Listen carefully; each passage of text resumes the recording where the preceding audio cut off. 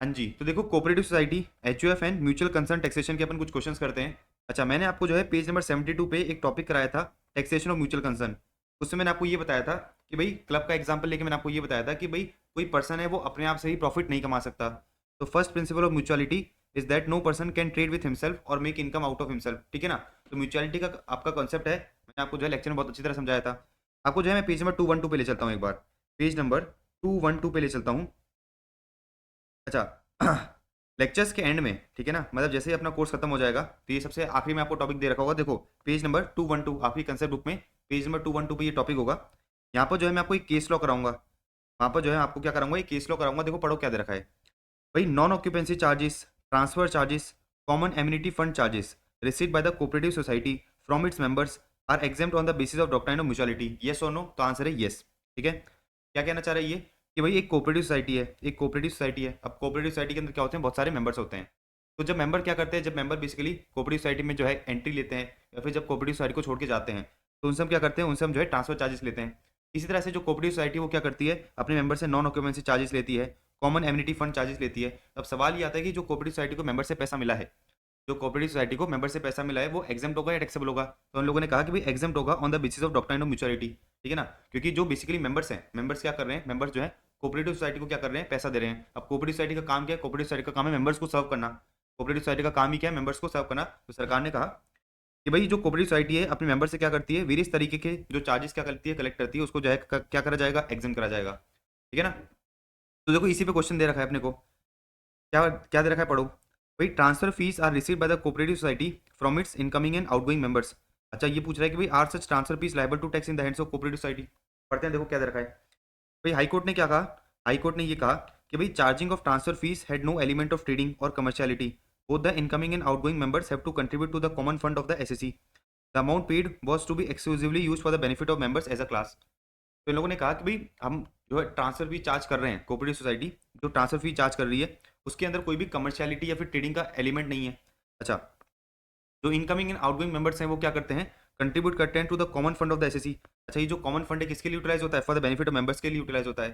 तो high court therefore held that the transfer fee received by the cooperative housing society, whether from the outgoing or from incoming member, is not liable to tax on account of principle of mutuality, since the predominant element of such cooperative society is the maintenance of property of the society and there is no taint of commerciality, trade or business. तो cooperative society जो basically कोई business नहीं कर रही है। Cooperative society का purpose क्या है कि मेंबर्स को हम क्या करेंगे, सर्व करेंगे, मेंबर्स की प्रॉपर्टी को क्या करेंगे, मेंटेन करेंगे। तो लॉजिकली आपको बात समझ में आ गई। Applying the rationale of the above ruling, transfer fee received by the cooperative housing society from its incoming and outgoing members would not be liable to tax in the hands of cooperative society. Easy. मैंने आपको ये बता दिया and मैंने आपको ये भी बता दिया कि जैसे ही आपका कोर्स खत्म होगा तो आखिरी के एक दो लेक्चर्स में मैं आपको जो है ये कुछ इंपॉर्टेंट केस लॉस कराऊंगा। ये जो इंपॉर्टेंट केस लॉ कराऊंगा यहाँ पर मैं आपको जो है एक चीज़ पढ़ाऊंगा कि जो कोऑपरेटिव सोसाइटी है वो क्या करती है, अपने मेंबर से जो है ट्रांसफर फीस लेती है, नॉन ऑक्यूपेंसी चार्जेस लेती है, वो सब क्या होता है कोऑपरेटिव सोसाइटी के हाथ में एग्जेम्प्ट होता है on the basis of doctrine of mutuality. Mutual concern और म्यूचुअलिटी का कंसेप्ट क्या कहता है कि भाई आप जो है अपने आप से ही प्रॉफिट नहीं कमा सकते। डन। तो आपको ये रटने की जरूरत नहीं है, आपको बस कॉन्सेप्ट पता होना चाहिए कि भाई जो कोऑपरेटिव सोसाइटी क्या कर रही है, पैसा रिसीव कर रही है, उसके हाथ में क्या होगा, एग्जेम्प्ट होगा। इसी तरह से क्वेश्चन नंबर 3 देखो, सेम वही चीज बोल रखा है इन लोगों ने, सेम इसके अंदर वही चीज बोल रखी है, पढ़ो भाई। SSC Pandey cooperative society is a registered cooperative housing society formed with the objective of maintaining the property owned by to effect repairs and maintenance of the common property of the members and to confer to the members the usual rights and privileges. For the previous year the SSC has receive, मतलब cooperative society ने क्या करा है, 3 lakh rupees receive करें as transfer fee from the transfer members and the like amount from the transferees who at the time of transfer, ठीक है ना, but not the members of the society. मोटा मोटा कोऑपरेटिव सोसाइटी ने क्या करा है, अपने मेंबर से अगेन क्या करिए, ट्रांसफर फीस रिसीव करी है, क्या करिए, ट्रांसफर फीस रिसीव करिए। तो मैंने आपको बताया कि जो कोऑपरेटिव सोसाइटी क्या करती है, ट्रांसफर फी रिसीव करती है, वो कोऑपरेटिव सोसाइटी के हाथ में क्या होता है, एग्जेम्प्ट होता है। देखो वही चीज अपने को बतानी है कि भाई 6 lakh receive by the transfer fees, 6 lakh receive as transfer fees by the cooperative society, ठीक है ना, is not chargeable to tax, exempt हो जाएगा on the principle of mutuality, exempt हो जाएगा on the principle of mutuality. Done है। अच्छा, एक और मैंने आपको कंसेप्ट पढ़ाया था, अगर आपको जो है म्यूचुअल कंसर्न में एक कंसेप्ट याद हो तो पेज नंबर 72 पे ले चलता हूँ मैं आपको, पेज नंबर 72 पे ले चलता हूँ आपको। पेज नंबर 72 पे मैंने आपको एक टॉपिक पढ़ाया था देखो ये रहा कि भाई म्यूचुअलिटी के केस में जो इनकम होती है वो क्या होती है, एग्जाम्प्ट होती है। लेकिन मैं आपको एक चीज़ बताई थी कि भाई अगर म्यूचुअल कंसर्न क्या है, ट्रेड प्रोफेशनल या सिमिलर एसोसिएशन है एंड इनकम इज रिसीव्ड या income is derived from the specific services perform to its member, तो उस केस में क्या होता है, उस केस में बेसिकली टैक्स लगता है। तो देखो क्या दे रखा है भाई, one can not trade with himself and earn taxable profits thereby. Hence, if there is a mutual consent, there should be no tax on profits arising out of the mutual consent. Exceptions बोले तो इन दो cases में क्या होता है, इन दो cases में tax लगता है, एग्जाम नहीं होता। इसके अंदर क्या दे रखा है कि भाई अगर कोई ट्रेड प्रोफेशनल या सिमिलर एसोसिएशन है, कोई ट्रेड प्रोफेशनल या फिर सिमिलर एसोसिएशन है, ये क्या करती है, अपने मेंबर को कुछ स्पेसिफिक सर्विसेज प्रोवाइड करती है, ये अपने मेंबर को क्या करती है, कुछ स्पेसिफिक सर्विसेज प्रोवाइड करती है, तो इसका जो पैसा रिसीव हुआ है वो एग्जाम नहीं करा जाता। एंड बहुत लॉजिकली, बहुत कंसेप्चुअली मैंने आपको जो है लेक्चर्स में समझाया भी था। तो लोगों ने ये कहा, आंसर में इन लोगों ने ये कहा कि भाई ये जो कोऑपरेटिव सोसाइटी को पैसा मिला है, ट्रांसफर फी मिली है, वो उसके हाथ में एग्जाम्प्ट होगा ऑन अकाउंट ऑफ म्यूचुअलिटी। और इन लोगों ने ये कहा कि भाई ट्रेड प्रोफेशनल और सिमिलर एसोसिएशन वाला जो केस है वो इधर लगेगा नहीं, क्योंकि जो कोऑपरेटिव सोसाइटी है वो ट्रेड प्रोफेशनल सिमिलर एसोसिएशन नहीं है। पढ़ो भाई, income derived by the trade professional similar association from specific services perform for its members shall be treated as business income. मैंने आपको बताया वो बिजनेस इनकम मानी जाएगी। अच्छा, कैन हैव नो एप्लीकेशन, क्योंकि cooperative society is not a trade professional या फिर सिमिलर एसोसिएशन। तो अपने केस में जो कोऑपरेटिव सोसाइटी है ट्रेड प्रोफेशनल सिमिलर एसोसिएशन नहीं है, देयरफॉर जो इसको पैसा मिला है, ठीक है ना, वो एग्जाम्प्ट ही करा जाएगा। डन है। तो मोटा मोटा आपको बस क्रक्स इतना सा ध्यान रखना है कि भाई जो ट्रांसफर फी हो गया या फिर नॉन ऑक्यूपेंसी चार्जेस हो गए, और लाइक चार्जेस जो कोऑपरेटिव सोसाइटी क्या करती है, अपने मेंबर से कलेक्ट करती है, वो क्या होगा, वो जो है कोऑपरेटिव सोसाइटी के हाथ में एग्जाम करा जाएगा on the principle of mutuality. बस ये आपका क्रक्स है। अच्छा, एक और क्वेश्चन देख लो, लास्ट क्वेश्चन देखो क्या दे रखा है। Mister Ram is the karta of HUF. एक एचयूएफ है। अच्छा, the HUF consist of Ram, उसकी वाइफ एंड 2 सन्स। एक सन है 28 ईयर्स का और एक सन है माइनर सन। अच्छा, HUF is assessed to income tax and as business income from the year 2015-16। तो एचयूएफ क्या कर रही है, बिजनेस कर रही है। The business income of the HUF for the previous year 25 is 5 lakh computed. Mister Ram is employed in a private company and is salary income for the previous year is 6,10,000 computed. अब देखो कुछ क्वेश्चन पूछ रहा है ये। You are requested to answer the following, ठीक है, following treating each of the items as independent situation. पहला पॉइंट देखो क्या दे रखा है। मिस्टर सी बोले तो एचयूएफ के एक मेंबर ने क्या करा है, एचयूएफ के एक मेंबर ने एचयूएफ को कैश गिफ्ट दिया है 1 लाख का। तो mister C gave cash gift of 1 lakh to the HUF of mister Ram. भाई what would be the total income of HUF. तो आपने सेक्शन 56 टू 10 पढ़ रखा है कि भाई अगर आप क्या करते हो, रिलेटिव से गिफ्ट रिसीव करते हो, तो उस केस में जो है, फिर उस केस में बेसिकली टैक्स नहीं लगता, राइट।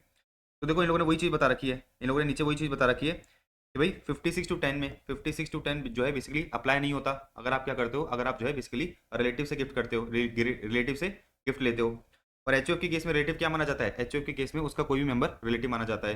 तो अगर एचयूएफ ने उसके मेंबर से क्या करा है, गिफ्ट लिया है, तो उस केस में एचयूएफ के हाथ में 56 टू 10 नहीं लगेगा। पढ़ो भाई, cash gift of 1 lakh by mister C, ठीक है ना, to HUF would not be taxable in the hands of HUF, क्योंकि gift from the relative of HUF does not fall within the meaning of 56 two 10। Accordingly HUF को कोई भी tax पे करने की जरूरत नहीं है। एचयूएफ की टोटल इनकम कितनी होगी, एचयूएफ की टोटल इनकम 5 लाख की रहेगी। तो एचयूएफ की टोटल इनकम कितनी रहेगी, एचयूएफ की टोटल इनकम 5 लाख की रहेगी। अब देखो पॉइंट नंबर 2 क्या कह रहा है। The HUF has one property fetching a rent of 10,000 per month and the some movable assets, ठीक है ना। तो एचयूएफ के पास एक प्रॉपर्टी थी जो बेसिकली 10,000 पर मंथ का रेंट क्या कर रही है, फेच कर रही है। There is a proposal to make the partial partition of HUF by allotting the house property to Mr. C. Is it advisable to do partial partition? तो HUF को कंसेप्ट करते समय मैंने आपको बहुत अच्छी तरह एक चीज़ समझाई थी कि भाई इनकम टैक्स एक्ट में पार्शियल पार्टीशन अलाउ नहीं करा जाता। तो इनकम टैक्स एक्ट में जो पार्शियल पार्टीशन है उसको रिकग्नाइज नहीं करा जाता। तो अगर आपने क्या करा है, पार्शियल पार्टीशन करा है, तो भी हम ये मानेंगे कि भाई आपका पार्शियल पार्टीशन नहीं हुआ है एंड HUF क्या है, HUF के हाथ में ही वो इनकम असेस करी जाएगी। तो ये लोग कहना चाह रहे हैं कि भाई एचयूएफ ने करंट में क्या करा है, पार्शियल पार्टीशन करके ये प्रॉपर्टी किसको दे दी है, अपने एक मेंबर को दे दी है। तो हम क्या कहेंगे कि भाई इनकम टैक्स एक्ट में पार्शियल पार्टीशन को रिकग्नाइज नहीं करा जाता, देयरफॉर हम ये मानेंगे कि भाई पार्शियल पार्टीशन हुआ ही नहीं है, यानी जो रेंटल इनकम है ये एचयूएफ के हाथ में ही क्या होगी, टैक्सेबल होगी। देखो partial partition is not recognized and the HUF which has been hitherto assessed to tax shall continue to be liable to assessed as if no such partial partition has taken place, ठीक है। तो rental income in this case would continue to be assessed in the hands of HUF even after partial partition, therefore it is not advisable to do partial partition। Done है। अच्छा, इन लोगों ने देखो एक और नोट दे रखा है, ये जो अपना फर्स्ट पॉइंट था उसमें एक और नोट दे रखा है। क्या देखो क्या दे रखा है, देखो भाई salary income of mister Ram the karta of HUF who is employed in a private company would be taxed in his individual hands since the remuneration earned by the कर्ता on account of personal qualification and exertions and not on account of investment of the family funds cannot be treated as income of the HUF। तो ये लोग कहना चाह रहे हैं कि भाई ये जो 6 लाख की राम को क्या हुई है, सैलरी की इनकम हुई है, वो राम के हाथ में क्या करी जाएगी, टैक्सेबल करी जाएगी, उसको जो है एचयूएफ की इनकम नहीं मानेंगे अपन। तो इन लोगों ने क्या रखा है कि भाई ये जो एचयूएफ करता था ना, ये जो एचयूएफ करता था एक प्राइवेट कंपनी में जॉब भी कर रहा है, इसको जॉब से सैलरी हुई कितने की, 6,10,000 की। तो हमने क्लैरिफाई कर दिया कि भाई ये जो 6,10,000 की क्या हुई है, 6,10,000 की सैलरी इनकम हुई है मिस्टर राम को, ये राम के हाथ में ही टैक्सेबल करी जाएगी, एचयूएफ की इनकम नहीं माना जाएगा। अच्छा, अपन ने नोट ऐसा क्यों डाला, क्योंकि पॉइंट नंबर 1 में मुझे बताना था कि भाई एचयूएफ की टोटल इनकम कितनी होगी। तो मैंने ये बता दिया कि भाई एचयूएफ की टोटल इनकम 5 लाख होगी। अच्छा, जो गिफ्ट मिला है उस पर जो है एचयूएफ को टैक्स पे करने की जरूरत नहीं है, क्योंकि मेंबर से गिफ्ट मिला है। मैंने आपको एक और चीज़ क्लैरिफाई कर दी कि भाई जो 6,10,000 की सैलरी इनकम है वो किसके हाथ में टैक्सेबल होगी, राम के हाथ में ही टैक्सेबल करी जाएगी बेसिकली, एचयूएफ के हाथ में टैक्सेबल नहीं होगी। अच्छा पॉइंट नंबर 3 देखो क्या रखा है, minor D earn 70,000 by the use of his special skill and talent, ठीक है ना। तो माइनर सन है, उसने जो है 70,000 का क्या करा है, इनकम कमाई है। अच्छा स्पेशल स्किल एंड टैलेंट से कमाई है, तो क्या माइनर की इनकम अपन जो है पेरेंट के हाथ में क्लब कर दे, नहीं करेंगे। क्यों नहीं करेंगे, क्योंकि यहाँ पर जो इनकम कमाई गई है वो स्किल एंड टैलेंट की वजह से कमाई गई है। तो how would is income B tax, देखो इन लोगों ने वही चीज बोली कि भाई income of 70,000 earn by minor D by the use of his skill and talent would be taxable in his individual hands, उसको जो है पेरेंट के हाथ में अपन इंक्लूड नहीं करेंगे। ये मैंने क्लबिंग वाले चैप्टर में आपको जो है करा रखा है। ये जो क्लबिंग वाला चैप्टर आप करोगे, फर्दर चैप्टर्स में जाके आप जो क्लबिंग वाला चैप्टर पढ़ोगे मुझसे, उसमें जो है आप ये चीज समझ जाओगे। आगे देखो क्या दे रखा है, a car own personally by mister Ram was blended with HUF during the year, ठीक है ना। तो बेसिकली मिस्टर राम कौन है, मिस्टर राम जो है एचयूएफ का करता है, मिस्टर राम जो है एचयूएफ का क्या है, करता है। अच्छा राम ने क्या करा, खुद की एक कार थी, राम ने क्या करा, खुद की एक पर्सनल कार को जो है एचयूएफ को दे दिया। तो a car personally owned by mister Ram was blended with the HUF during the year.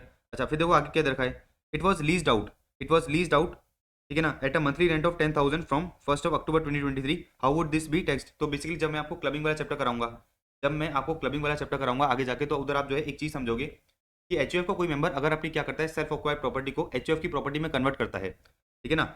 अगर कोई पर्सन क्या करता है, एचयूएफ का कोई मेंबर क्या करता है, अपनी खुद की पर्सनल प्रॉपर्टी को एचयूएफ की प्रॉपर्टी में कन्वर्ट करता है, तो ये माना जाता है कि भाई कन्वर्जन नहीं हुआ है, एंड अपन क्या करेंगे, अपन जो है बेसिकली जो भी इनकम है वो राम के आदमी क्या करेंगे, टैक्सेबल करेंगे। ये चीजें जो है आप मेरे साथ क्लबिंग वाले चैप्टर में जाके समझोगे, right.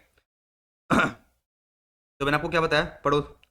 Where a member of HUF blends his self-occupied property for inadequate consideration with the HUF, income derived is deemed to arise to the transfer member and not to the HUF। मतलब जो भी income है वो किसके हाथ में taxable करी जाएगी, मेंबर के हाथ में टैक्सेबल करी जाएगी। तो in this case mister Ram has blended his personal property with the HUF, since there is no consideration in the case of blending, the income from the car computed in the prescribed manner, ठीक है ना, income of the car computed in the prescribe manner would be deem to be the income of mister Ram. तो ये जो भी rental income हुई है ये जो है राम के हाथ में ही टैक्सेबल करी जाएगी। मैंने आपको ये बताया कि भाई ये सेक्शन में जो है आपको क्लबिंग वाले चैप्टर में जाके समझाऊंगा। तो अभी आपको मैंने मोटा मोटा ओवरव्यू दे दिया, क्लबिंग वाले चैप्टर में मैंने बहुत डेप्थ में ये चीज़ को समझा रखा है, डन है।